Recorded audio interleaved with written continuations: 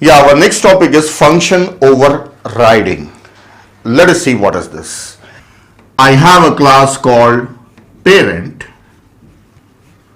and it is having some function, let us say public void display, and this function displays something. I'll just write a simple message here. In the message I will say display of parent.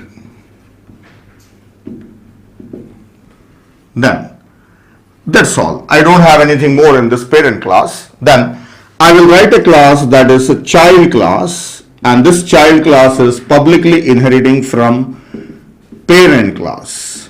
So parent is the base class and this is a child class. Now let us look at this and understand this one. See, I have a parent class having a function called display, and I have a child class which is inheriting from parent, so it will also get the function that is display. Then here suppose I make a object of parent class. Here suppose I create an object of parent class P, and I will call the function P dot display. Which function will be called? This function will be called, so it will display of parent. Then if I create the object of a child class C and I call the function C dot display, then what it will display? See, it's not having any function called display, that is borrowed from parent class. So the same function will be called, it will be showing display of parent. That's it. Now what is function overriding? Let us see. What is function overriding? Already I have some example on the board and I have explanation on this one. Now let us understand what is function overriding. A child class is inheriting from parent class, so it's borrowing this function, but if I override that function once again, if I write that function once again here, display function, and that function is cout display of child. It's already borrowing a function from the parent class, but it is not using that one, it is redefining its own function. So function is there, but it is redefined. So that's it. It is function overriding. So what happens now? Let us see.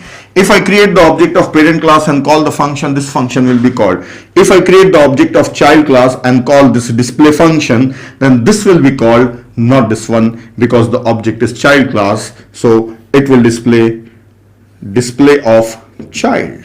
That's it. Redefining a function of parent class again in child class.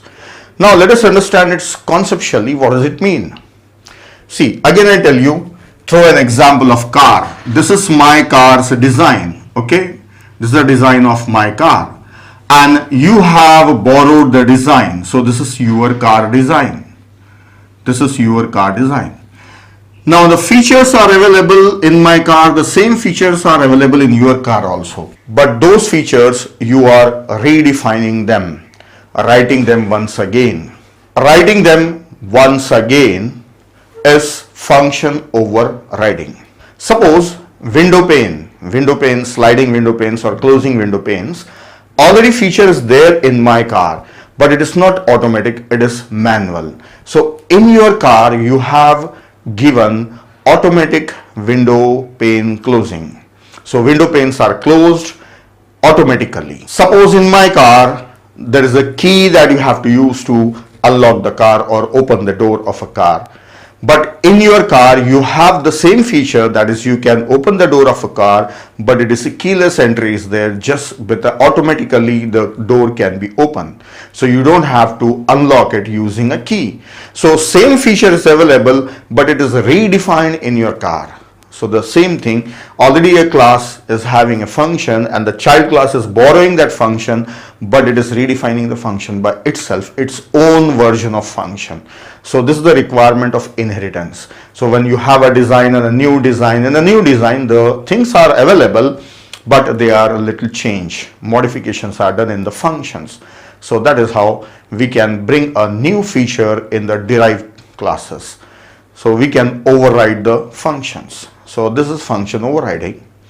So let us see how it works by writing a code.